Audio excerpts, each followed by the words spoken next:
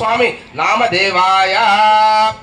చూడండి, ఇందాక నేను చెప్పిన ప్రవ కొద్దిగా వింటే బాగా గమనించుంటే అన్నిట్లో కూడాను శివ శివ శివ శివ అనే ఉంది, ఇంకేమీ ఉండదన్నమాట. మామూలుగా పరమేశ్వరుడికి తల్లిదండ్రులు లేరండి. ఆయన ఎలా పుట్టాడో ఎవరికి కూడాను తెలియదండి. తల్లిదండ్రులు లేరంటారు పరమేశ్వరుడికి. ఆయన ఆది మధ్యాంతరహితుడు. అందుకే లింగ రూపంలో మనము స్వామి వారికి పూజ చేస్తూ ఉంటాము. లింగానికి మామూలుగా మీరు రామాలయానికి వెళ్ళినా, ఏదంటే నరసింహస్వామి గుడికి వెళ్ళినా, వెంకటస్వామి గుడికి వెళ్ళినా, అమ్మవారి గుడికి వెళ్ళినా, ఎక్కడైనా సరే వాళ్ళకి కాళ్ళు చేతులు ఉంటాయి. విగ్రహానికి కాళ్ళు, హస్తాలు, పాదాలు కనిపిస్తూ ఉంటాయి. కానీ ఒక్క పరమేశ్వరుని మాత్రమే లింగ రూపంలో మనము కొలవడము, పూజ చేయడము జరుగుతూ ఉంటుందన్నమాట. అది లింగానికి ఉన్న అర్థం ఏంటంటే ఆది మొదలు చివర లేనటువంటిది. పైది మొదలే కింద మొదలే, పైది చివరే కింద చివరే. మనం ఎక్కడైనా సరే పూజ చేయొచ్చు అంటే లింగానికి ఎక్కడైనా సరే పూజ చేయొచ్చు.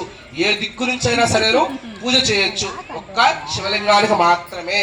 ఇంకా ఏ దేవుడికి కూడా మనం పూజ చేయము. కానీ ఒక శివలింగానికి చెప్పాను కదా, మొదలు చివర అనేది ఉండదు, వెనక ముందు అనేది కూడా ఉండదండి, శివలింగానికి మాత్రమే. అలానే నాకు చెప్పాను, ఆయనకి ఆఖరికి తల్లిదండ్రులే తెలియదు కాబట్టి ఎవరికి తెలియదు. తల్లిదండ్రులు వేదం ప్రకారం కూడాను పరమేశ్వరుడు ఎప్పుడు పుట్టాడో కూడాను తెలియదు అనమాట. ఎందుకంటే సృష్టి కంటే అన్నటికంటే ముందు ఆయన ఉన్నాడు. సృష్టి అంతా అయిపోయిన తర్వాత కూడాను ఆయన మాత్రమే ఉంటాడు అనమాట. ఆ శివ అనే శబ్దానికి రూపమే, శివ అనే శబ్దానికి అర్థమే ఏంటంటే నాశనము లేనిది, నాశనము కానిది అనే అర్థం అనమాట. శివ అనే పదానికి, నామానికి అర్థం అనమాట. కాబట్టి అలాంటి పరమేశ్వరుడికి తల్లిదండ్రులు గోత్రం కానీ తెలియదండి. అందువల్లే చెప్పేటప్పుడు ఏం చెప్తారంటే నిరావరణ పరానంద పరశివ గోత్రోద్భవస్య. ఆఖరికి గోత్రం పేరు కూడాను పరశివ గోత్రం.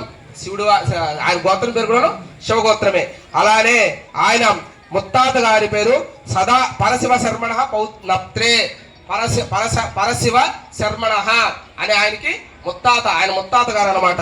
అలానే ఆయన తాతగారి పేరు సదాశివ శర్మణ పౌత్రాయ. సదాశివ శర్మణ. ఎప్పుడు మీరు